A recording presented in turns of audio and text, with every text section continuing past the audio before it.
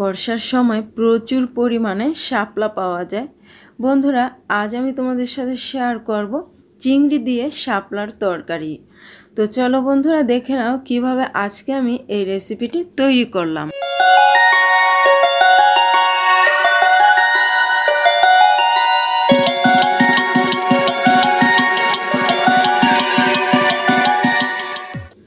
Friends, আজকের রেসিপির জন্য এখানে নিয়েছি আমি শাপলা। আর শাপলাটা আমরা সবাই চিনি, এমন কেউ নেই যে শাপলা চেনে না। তো দেখতে পাচ্ছ এখানে এক আটি রয়েছে, আর পুরোটা আমি এখন পরিষ্কার করে ছোট ছোট করে টুকরো করে কেটে নিয়েছি। এরপর খুব ভালো করে কয়েকবার ধুয়ে নিয়েছি। এবার শাপলার তরকারিটা রান্না করে নেব। আর আজকে আমি তরকারিটা রান্না করব চিংড়ি মাছ দিয়ে।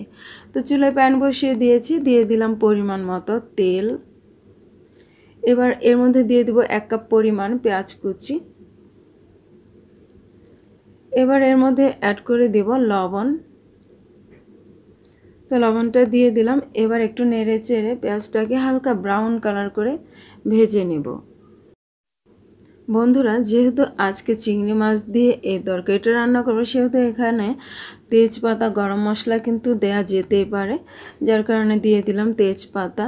দিয়ে একটু নেড়ে চেড়ে ভেজে নেব। তো পেঁয়াজটা কিন্তু ভাজা হয়ে গেছে। এই পর্যায়ে এর মধ্যে দিয়ে দিচ্ছি 2 টেবিল চামচ পরিমাণ আদা রসুন বাটা।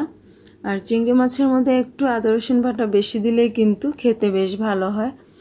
আদা রসুন বাটাটা এবার নেড়ে চেড়ে বেশ কিছুক্ষণ ভেজে নেব, যেন এর কাঁচা গন্ধটা না থাকে। তো ভাজা হয়ে গেছে। এরপর এর মধ্যে গুঁড়া মশলাগুলো অ্যাড করে দিচ্ছি। দিয়ে দিলাম জিরার গুঁড়া, ধনিয়া গুঁড়া, দিয়ে দিচ্ছি হলুদ গুঁড়া, এবং এখন অ্যাড করে দেব মরিচের গুঁড়া। এগুলো 1 চা চামচ করে দিয়ে দিলাম। দিয়ে খুব ভালো করে একটু নেড়ে চেড়ে নিলাম। এরপর মশলাটাকে খুব ভালো করে কষানোর জন্য এখন দিয়ে দেব সামান্য পরিমাণে কিছুটা পানি। এই তো পানিটা দিয়ে দিলাম। এবার খুব ভালো করে কষিয়ে নেব, যেন মশলাটা পুড়ে না যায়। তো মশলাটা কষানো হয়ে গেছে। এই পর্যায়ে অ্যাড করে দেব আগে থেকে কেটে ধুয়ে রাখা সেই ছোট ছোট চিংড়ি মাছ। আজকে ছোট দেশি চিংড়ি মাছ দিয়ে এই তরকারিটা রান্না করছি। এবার চিংড়ি মাছগুলো মশলার সাথে খুব ভালো করে বেশ কিছুক্ষণ কষিয়ে নেব। তো যখন কষানো হয়ে গেছে, সেই পর্যায়ে এখানে অ্যাড করে দিচ্ছি আগে থেকে কেটে ধুয়ে রাখা শাপলাগুলো। তো এখানে প্রথমে আমি অর্ধেকটা পরিমাণ শাপলা দিয়ে মশলার সাথে খুব ভালো করে মিশিয়ে নিলাম, কেননা শাপলাগুলো কিন্তু এখানে একসাথে দিলে নাড়াচাড়া করা যাবে না, মশলাগুলো নিচ থেকে পুড়ে যেতে পারে। যার কারণে অর্ধেকটা দিয়ে প্রথমে মশলাগুলো মিশিয়ে নিলাম। এবার উপর থেকে বাকি যে শাপলাগুলো ছিল ওগুলো দিয়ে দিচ্ছি। তো দেখতে পাচ্ছ বন্ধুরা, সবগুলো শাপলা আমি দিয়ে দিয়েছি। এবার একটি ঢাকনা দিয়ে ঢেকে রেখে দেব। আর প্রায় 5 মিনিটের মধ্যেই কিন্তু এগুলো সিদ্ধ হয়ে একেবারে কমে যাবে। এই তো ঢাকনা দিয়ে দিলাম আর ফিরে আসলাম 5 মিনিট পর। দেখতে পাচ্ছ বন্ধুরা, শাপলাটা সিদ্ধ হয়ে একেবারে পানি উঠে গেছে।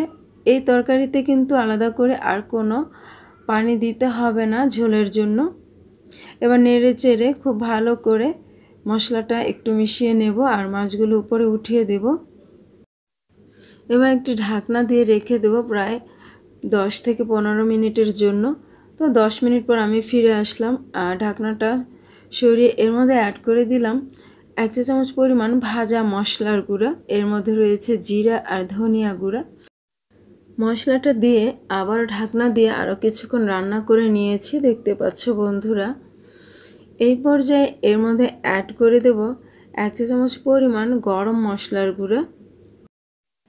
সাথে দিয়ে দেব এর মধ্যে 2 চা চামচ পরিমাণ চিনি, কেননা শাপলাটা একটু মিষ্টি স্বাদের হলে খেতে বেশ ভালো হয়। চিনিটা দিয়ে একটু মিশিয়ে নিলাম।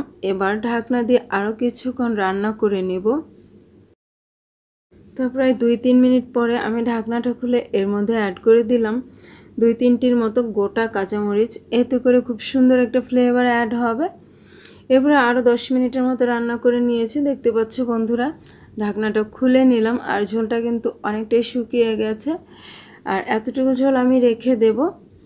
তো বন্ধুরা, এই পর্যায়ে তরকারিটা কিন্তু একদম রেডি হয়ে গেছে। চুলাটা অফ করে দিলাম আর নামিয়ে তোমাদের সাথে শেয়ার করছি ফাইনালি এটা কেমন হলো।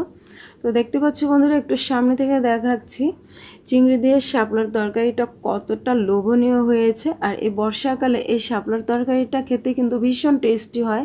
ইলিশ মাছ দিয়েও কিন্তু শাপলার তরকারিটা দারুণ লাগবে, আর ইলিশ মাছের মাথা দিয়ে শাপলার ভাজিটা অসাধারণ লাগে। আজ এ পর্যন্তই, ভালো থেকো, সুস্থ থেকো সবাই, আল্লাহ হাফেজ।